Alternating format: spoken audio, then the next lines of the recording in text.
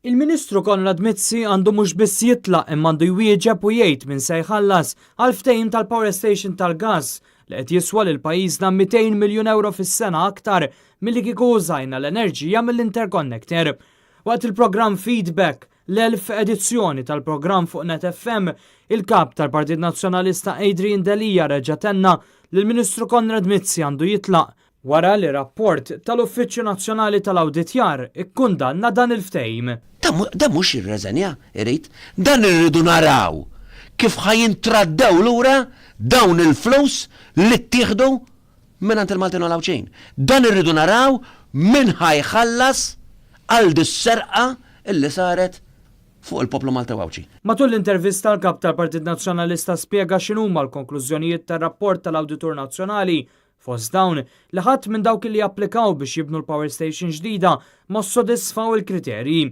Jingħatu ukoll intuża kejl differenti għal applikanti differenti li saru kambjamenti kbar waqt il-proġett iżda ġew injorati, nuqqas fil-proċess ta' due diligence u li jmexxi l-bord tal-għażla kien hemm Brian Tonna ta' Nexia BT li fetħu kumpaniji fil-Panama lil Kiċ Kembri u l-istess Konrad Mizzi. L-awditur stess jgħid illi qegħdin inħallsu 50 euro fis-sija għal kull megawatt. Inġifieri dawn il-figuri li qed ngħidu aħna il-mijiet ta' miljuni mhumiex invenzjoni tagħna. Adrian Delia fakkar kif ir-reputazzjoni ħażina li kiseb pajjiżna kawża ta' dawn l-iskandli qed tpoġġi f'riskju l-impjiegi tal-Maltin. Dan apparti li l-poplu Malti u Awċi m'għadux jafda lill gvern fi ftehim nazzjonali oħra wara nuqqasijiet maġġuri oħra fost oħrajn dwar il-beħ tal-isptarijiet Maltin lil privat. Iżda minkejja dan, il-Prim Ministru jibqa' ma jieħux deċiżjoni. Flok ġiegħu ħal passi, flok ġiegħu ura xi jagħmel, flok ġiegħu u qabad il-sħabu.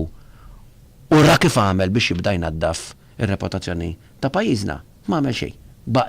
Baqgħet jom is-sapport għax idejhom marbutin. Al kontrarju, Adrian Delia wiegħed li l-Partit Nazzjonalista dispost li jagħmel minn kollox biex nirritornaw ir-reputazzjoni ta' pajjiżna imma l-gvern obbligat li jerfa' r-responsabilità politika.